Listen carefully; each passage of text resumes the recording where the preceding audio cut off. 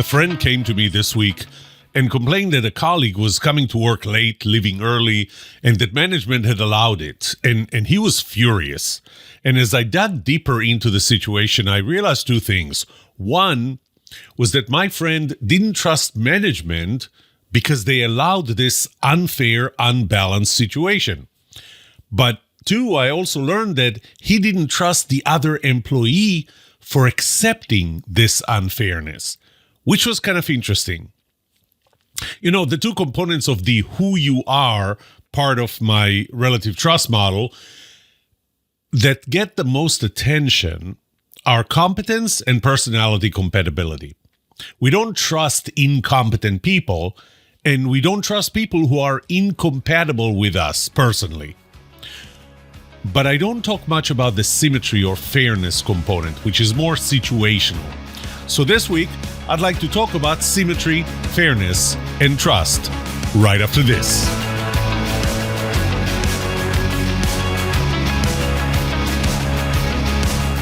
Welcome to The Trust Show. I'm Yoram Solomon, your host, the author of the Book of Trust and facilitator of the Trust Habits Workshop. My mission is simple. I want to help you form habits that build your trustworthiness, because the answer to this question will have the biggest impact on your personal and professional success or failure. Can I trust you?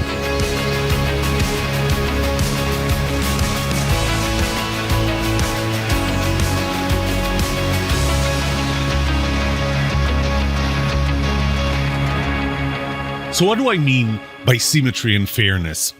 It really comes to being on the same side. I'll contrast it with the other components.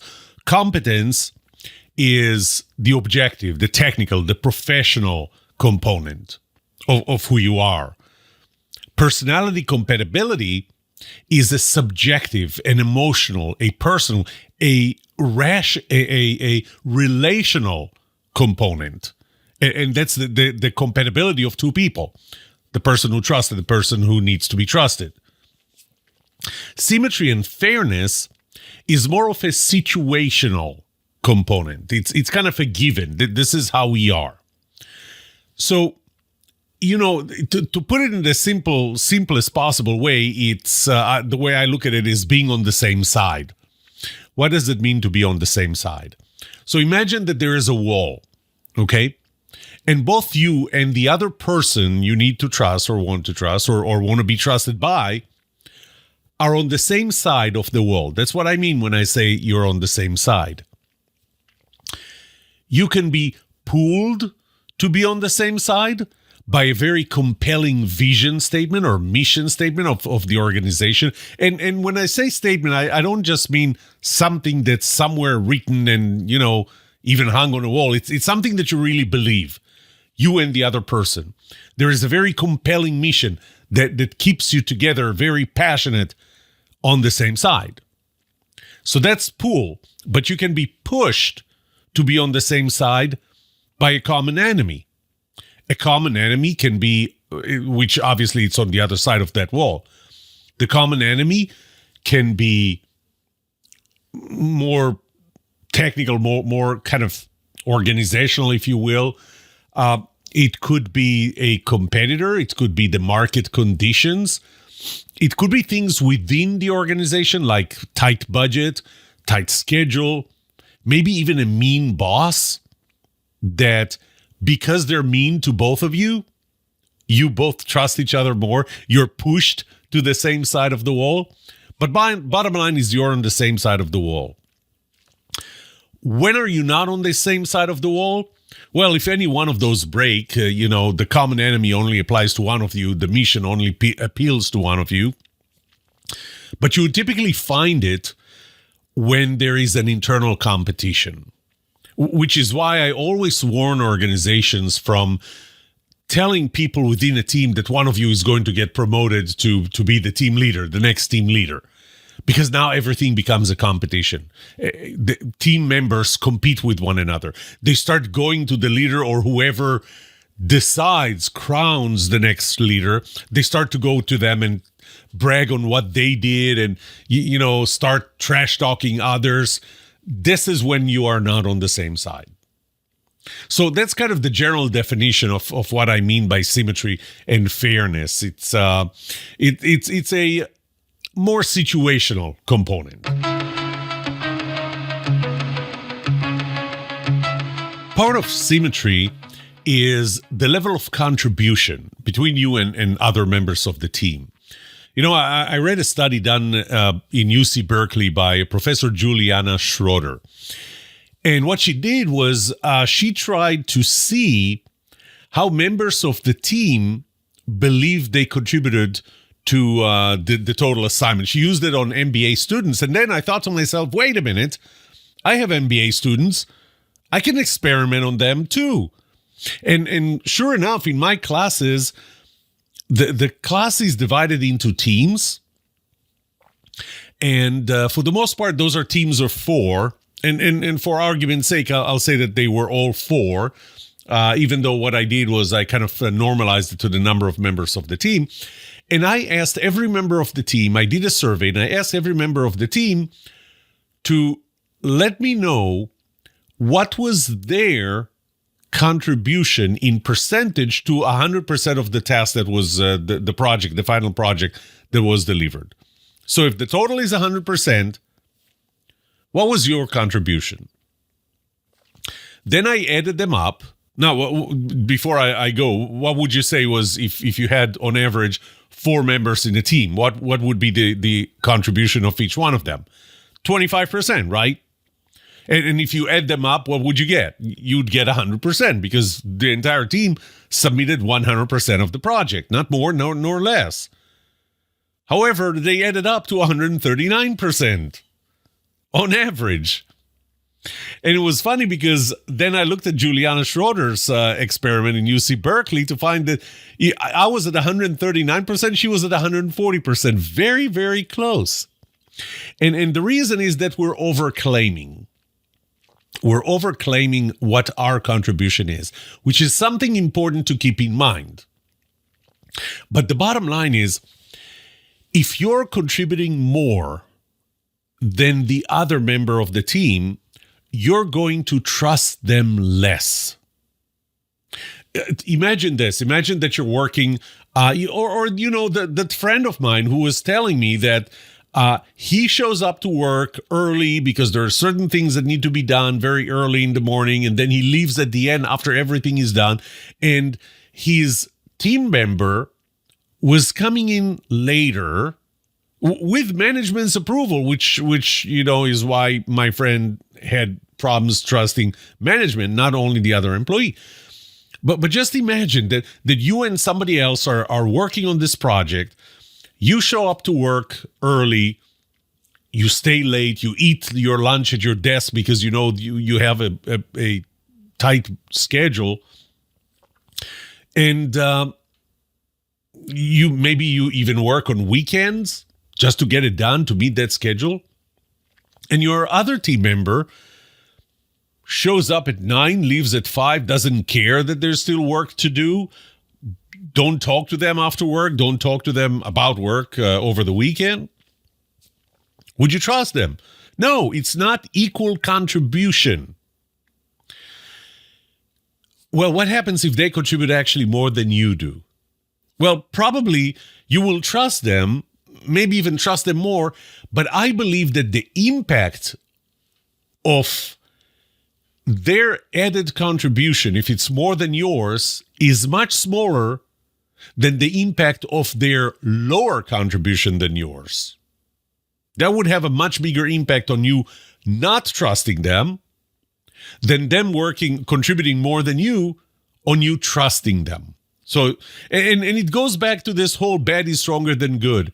It goes back to the whole, we are much more likely to post a negative review if we had a negative experience than a positive review if we had a positive experience.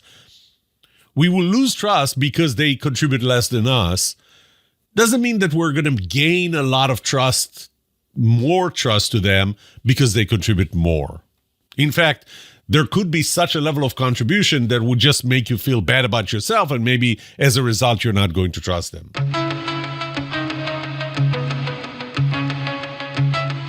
The other side of contribution is distribution. So how much do you get versus how much does the other person get? There is an experiment that I typically use in my workshops. It was I think it was in a TED talk that I saw that. And it was an experiment where they had two monkeys in cages, one next to the other. You could see them, and they were each asked to do a task, and the task was really to give a rock. There was a rock inside. They needed to give the rock, and as a result, they would get compensation. So the first monkey gives the rock and gets a cucumber, a piece of a cucumber. And first, she doesn't have any problem with that, so she eats the cucumber, and it's good enough for her the first time. Then the second monkey is asked to do the same task, give the rock, and she gives the rock, but she gets a grape, which is sweeter, and apparently they like grapes more than they like cucumbers. So she gets a grape. The first monkey sees that she gets a grape, and the second time is asked to do the task, give the rock. She gives the rock. She gets a cucumber. She actually, and you have to see that video, she throws the cucumber at the experimenter, at the researcher. She wants, and she demands, you can see, without words, you can see that she demands the grape, just like the other one. Fairness. We look for fairness. So what if the other person in your team gets more compensation, gets more time, gets more resources, gets to leave early, show up late? You're not going to trust them because they contribute, because they get more than you. So it's kind of the opposite of contribution. In contribution, you're not going to trust them if they contribute less than you. In distribution, you're not going to trust them if they get more than you. By the way, the differences are less significant, and I'll get to that in a second. But once again, you got the bad is stronger than good component that plays in. As long as they don't get more than you do, even if they get less than you do, it doesn't count much for you trusting them more, as much as if they get more than you do, because that would cause you to trust them less, and it has a bigger impact. Now, I correlated environments where the trust was high versus the trust was low. Where in environments where the trust was high, the difference in distribution on a scale of 1 to 7 was 0.09. When trust was low, the difference was 0.34. So pretty much 4 times more. So when trust was low, the difference in distribution was 4 times bigger than when the trust was high. Contribution was much bigger. The difference in contribution was 10 times. When trust was high, the difference between contribution, one person, the other, was 0.11 on a scale of 1 to 7. But when trust was low, that difference was 1.1, more than full 1 point. If I add them both up, the contribution differences and the distribution differences, what I got was that in low trust environment, the gaps are 7.2 times bigger. Now, I have to step back and say, I want to be careful between correlation and causation. You know, what I found was that the two things are correlated. The gaps in contribution or distribution versus whether trust is high or low. I'm not yet claiming that trust is high, not based on these numbers, the trust is high because the distribution is low. Distribution contribution gaps are low. But that's what I found in research.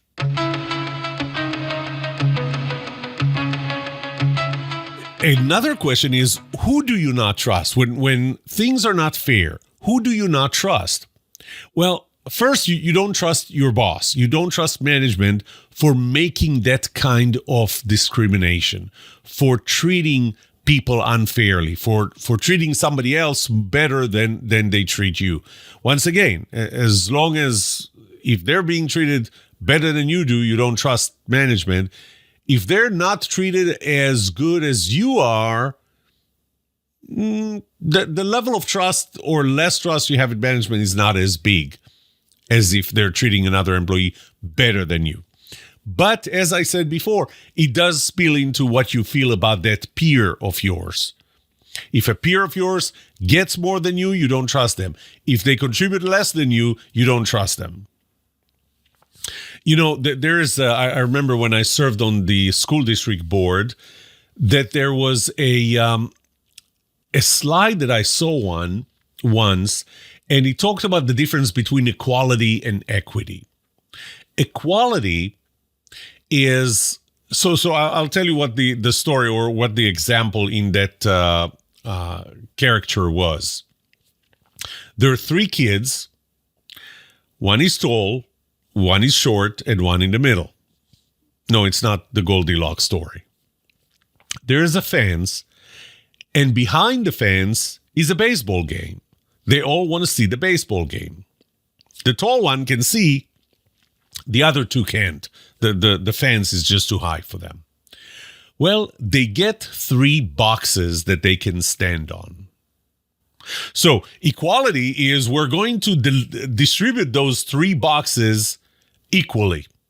Each one gets 1 box. The tall kid, he could see without standing on a box. He still can see. He's taller, but can still see. The one in the middle, that box made all the difference. Before, he couldn't see. Now that he's standing on 1 box, he can see beyond the fence. The short one is standing on 1 box and is still too short to see the game. That's equality. Each one gets a box. Everybody's equal. Equity is something else. Equity is when we realize that the tall one doesn't need the box, and the short one needs more than 1 box.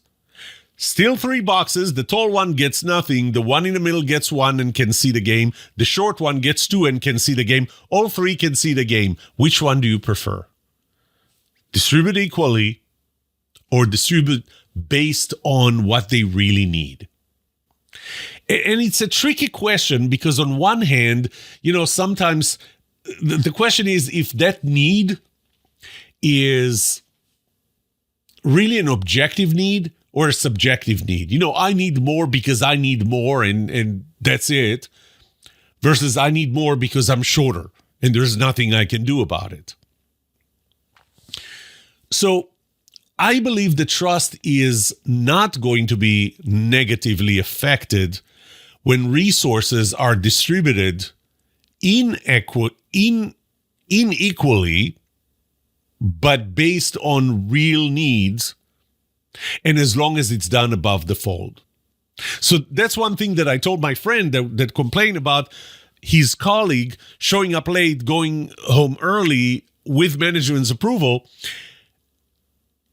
His issue was that it was not distributed equally, but there was no reason that was given. It wasn't done above the fold. It was kind of management said it's fine and that's it, and you don't know why. Maybe there is a reason. Maybe he lives really, really far. Maybe, I don't know, there is an issue that if my friend knew about that issue,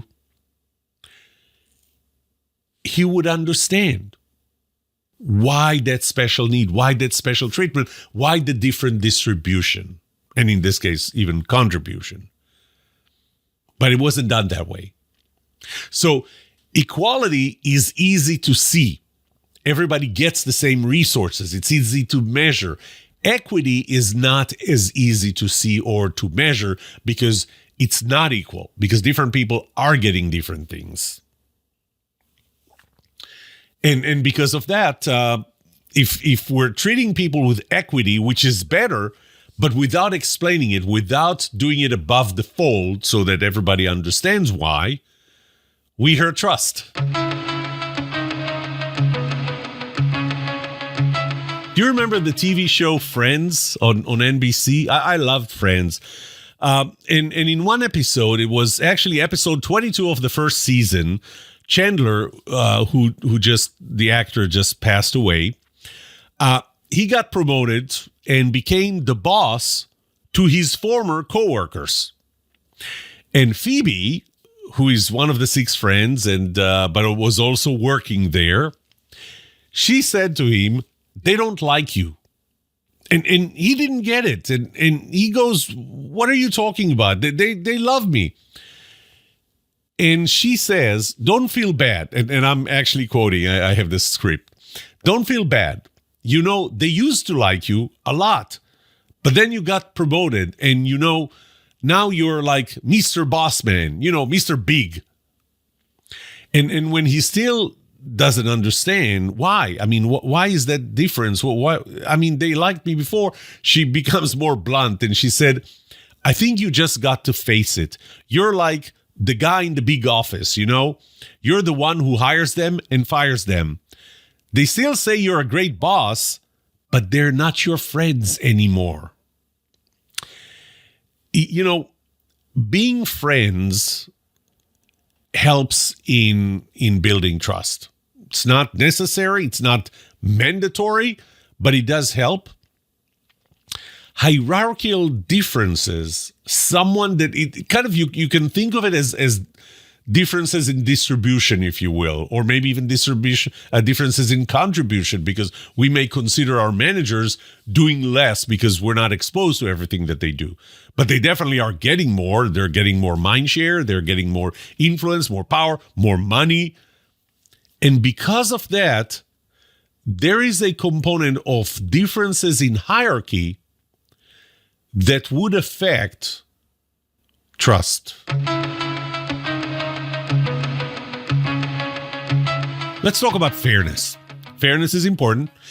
And there's a game that I sometimes play that's called the negotiations game. I got it from Chris Voss, who wrote the book Never Split the Middle.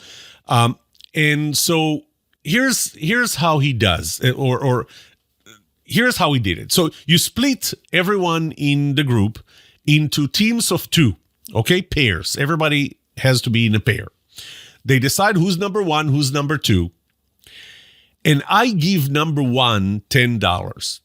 Virtually, I give them $10.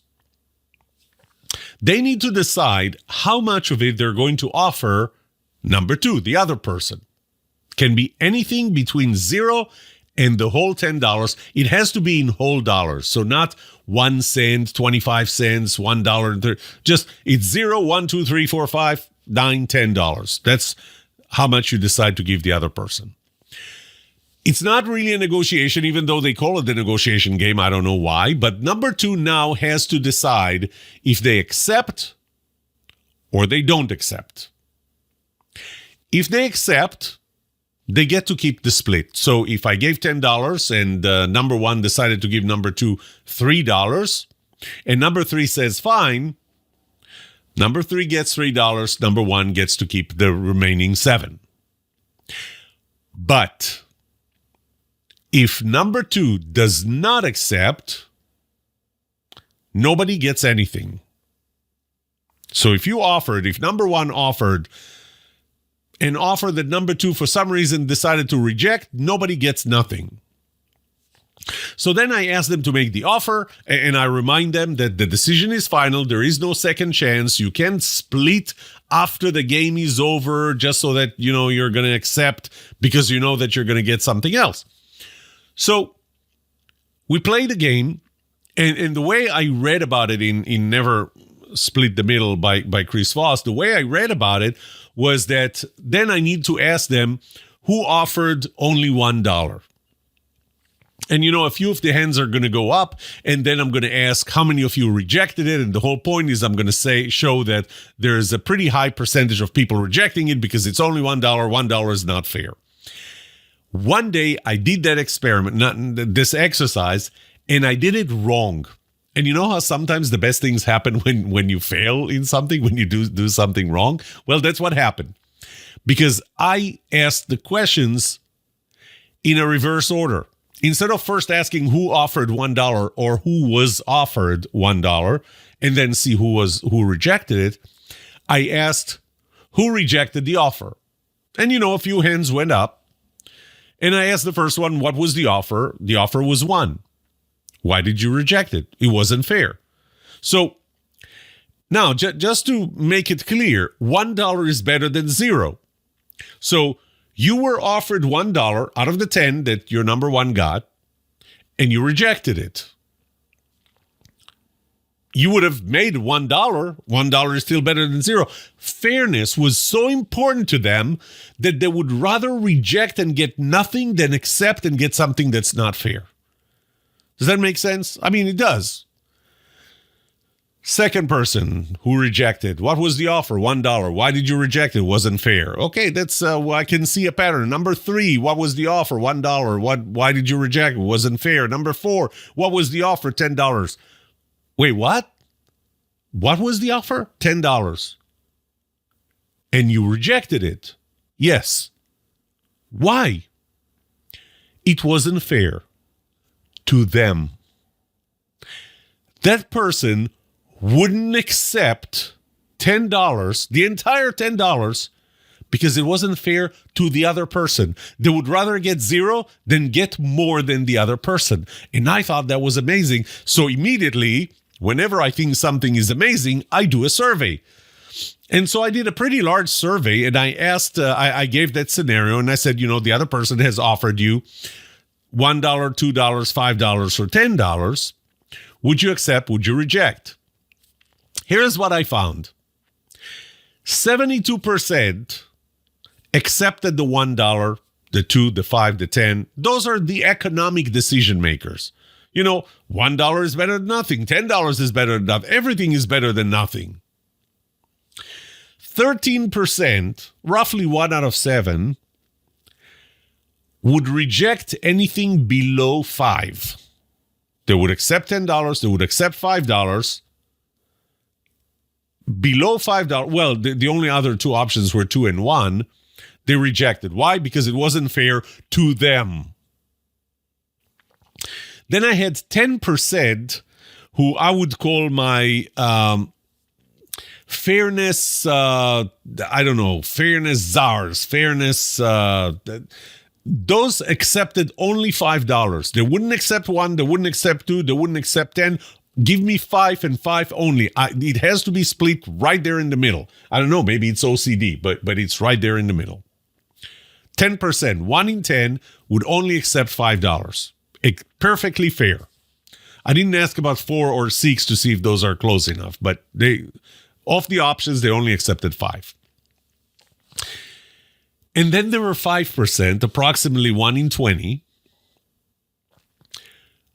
who would accept anything except $10. Offer them 1, they would accept. Offer them 2, they would accept. Offer them 5, they would accept. Offer them 10, they would not accept, because it's not fair to you. I learned something. I learned of that split. I wouldn't have learned that if I didn't ask the questions in the wrong order. So, fairness is important for trust. Oh, I need to tell you one more thing, and that is, right before the pandemic, the COVID-19 pandemic started, my last big workshop was for a very large hospital chain, and it was their top nurse leadership. So everybody there were nurses and really leaders of nurses. Had about 180 of them there, and we did this exercise, and I just have to tell you. So when I asked how many of you rejected, there was a very large number of people who rejected. So I was like, I didn't expect nurses to reject offers, to be that strict. And I started asking one after the other, what was the offer? $10. Why did you reject it? Wasn't fair to them. What was the offer? $10. Not fair to them. $10. Not fair. One after the other. A large amount. And it made me realize, one, this was probably the largest percentage of ever every time that I did this experiment, that number one offered the entire $10 to number two. Not only that, it was the largest number of people rejecting $10 offers. Those are nurses. Thankfully, those are nurses. I want to touch on one more component of symmetry, which I would call reciprocity. One of my favorite authors, professor, researchers, experts is Robert Cialdini. And he's a professor for psychology in the University of Arizona in Phoenix. Not University of Phoenix, University of Arizona in Phoenix. He wrote many books about persuasion, and he described an experiment. He actually didn't do the experiment. The experiment was done in 1968. The effect of favor and liking on compliance. And what they did was they did something like this. Two volunteers, well, not volunteers, they were paid, participated in evaluating some kind of artworks. So they were evaluating and rating them and so on, and doing that for a while, and then taking a break, doing it for a while, taking another break, and so on. Well, one thing that one of those people didn't know was that actually he was the test subject. The other evaluator was actually a participant, an actor. During that break, that actor did two things. One is took a phone call, and two, went to the vending machine. When he took the phone call, in half the cases, half the experiments, he answered it in a very pleasant way. So even though the other evaluator, really the test subject, couldn't hear what was happening on the other side of this call, and maybe nothing was happening, maybe the phone was really not connected, but he could tell that this other evaluator sitting with him, the actor, was answering in a very pleasant or in a very unpleasant way. Those were two things. Then the other thing was that in some of the cases, the actor, the evaluator, went to the vending machine and came back with 2 cans of Coke, offered one of them for free to the other evaluator, to the test subject. So we have 2 parameters here: how they answered the phone, pleasant, unpleasant, and whether they offered this can of Coke, offered or didn't offer. At the end, the actor, one of the evaluators, supposedly, told the other evaluator, our test subject, that his son is raising funds for Boy Scouts, and there is a lottery or a raffle of, I think it was a Corvette or something. And if this other evaluator, the test subject, is willing to buy raffle tickets from him for his son. And what they wanted to see was how big of an impact did those 2 factors have, the way they answered the call and whether they offered the can of Coke, on how many tickets would the test subject buy. Well, they did find that if he answered in an unpleasant way, there was a reduction in that number of tickets. However, it was nothing compared to the increase in the number of tickets that the test subject was willing to buy if offered a can of Coke. So when the test subject when the actor answered the phone in a pleasant way, if our starting point was 1 when no can of Coke was offered, when a can of Coke was offered, it went up to 1.91, so almost twice. If the actor answered the phone call in an unpleasant way, it went from 0.80 up to 1.60. Heck, even when the actor answered in an unpleasant way, in a pleasant way, but didn't offer the can of Coke, versus answered in an unpleasant way and offered the can of Coke, it was still 60% higher just because he offered the can of Coke, even though we took some points down for answering in an unpleasant way compared to pleasant. Bottom line, reciprocity is important for trust. When you're having a relationship where you contribute to the other person, now we're not talking about contribution to the organization, the symmetry of contribution to the organization. We're talking about contribution to the other person. And the other person does not reciprocate, you trust them less. Reciprocity is one of those subcomponents of symmetry and fairness that really affects trust. This is it. This is what I have for you. I'll tell you now. I didn't say it at the beginning. You may have heard it in my voice that I'm a little sick. I got a cold a couple of days ago, and it's still with me. Yesterday, I spent the entire afternoon in the emergency room with my daughter, who dislocated one of her bones doing trapeze in circus, which is a long story by itself. But I was certain that I'm not going to be recording an episode today. I typically record it Sunday morning, and I was pretty certain that I was not going to record it. And you know what? When we talk about the importance of habits, I've been recording this this podcast, for nearly 3 years. In 3 months, we're going to be at 3 years. But every time that I see that, as soon as a new episode comes out, even though it comes out at 6 a.m., immediately there are people who are just waiting for it and they listen to it. And I see how listening to this episode continues. I could not record an episode. I couldn't just let you down. There are 12 episodes in a season. There are 13 weeks in a season. So we take 1 week off, and I have not yet missed a single episode, and I don't intend to. So I did record it. I apologize if my voice was not great. But this is it for today. May trust be with you. This was The Trust Show.